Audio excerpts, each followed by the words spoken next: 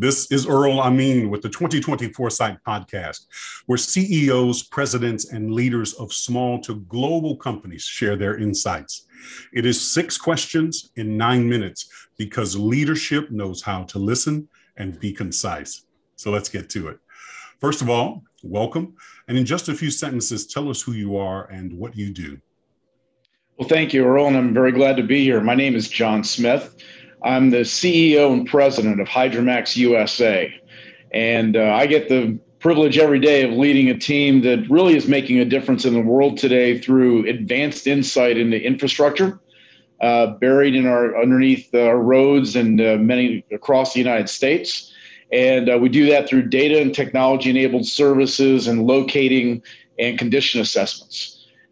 We also help communities and municipalities with environmental planning and how to reduce leaks and emissions. So we really feel we make a difference in today's world and the world for the future. Indeed, indeed. Now, Jon, what's the best thing about being the CEO or president of your company? Well, I think as a CEO, you've got 3 real audiences. You've got your shareholders and investors. You've got your customers. And for both of them, you want to always meet or exceed their expectations, always moving forward and thinking about the future. But really the best thing that I get to do as CEO is again, lead this team that makes a difference in our communities, makes a difference in people's lives. And I get to promote them in their careers and help them to really grow during their time with our company. Yes, indeed. Well said. Now, I'm sure you've heard this as well. Certainly I have, from other leaders that express that leading a team and being able to see the road ahead can be a challenge. What are your thoughts? I couldn't agree more, especially if anything the last 18 months have taught us, if you can name the next challenge, you're probably doing pretty well, because I don't hear many people saying it can't happen anymore. I think good leaders are always looking for the next curveball, but I think the way that leadership really manifests itself is in the team that you build. Have you built a team of diverse thought and background that can help you see things that maybe are outside your blinders? The best conversations I have are not about what I think, but I listen quite a bit to what my team thinks, using their experience to help me see things that we might not have normally seen. Well said. Well said. Now, drawing from that, what specific key piece of insight do you want to share with and for the benefit of other CEOs?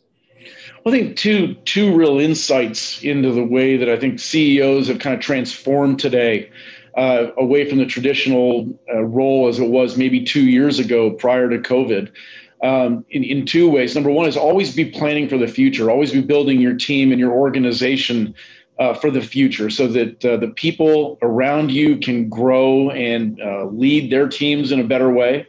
But keep their energy high. Really have a finger on the personal side of everyone, and really understand what motivates people and how you keep their energy up and how you get the maximum return for that energy within the business and ultimately in the growth of your company. Again, well said.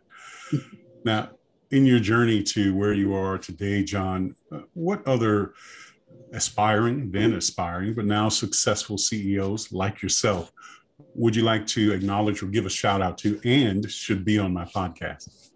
Well, I've had the benefit of having some fantastic mentors and people throughout my career. Some people like Carl Johnson, who I've known in my past from a company now, Warren Equity, who really took me aside and helped me to really see really what leadership was and what we could be around people. And, I've had the benefit of having so many fantastic mentors in my career, but Carl's just one really great example of a person who made a difference for me.